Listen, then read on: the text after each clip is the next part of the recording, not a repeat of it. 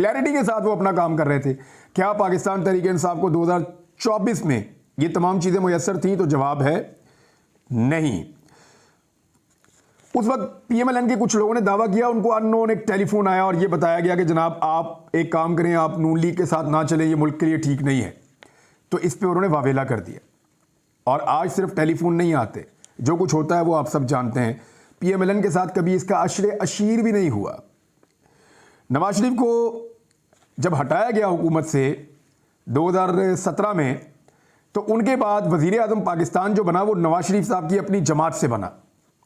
लेकिन इमरान खान साहब को जब 2022 में हटाया गया तो पीडीएम की जमातों से एक ऐसा वज़ीर आज़म लाया गया जिसकी बनने वाली हुकूमत ने इमरान खान और उसके साथियों के ऊपर पाकिस्तान की सरजमीन तंग कर दी।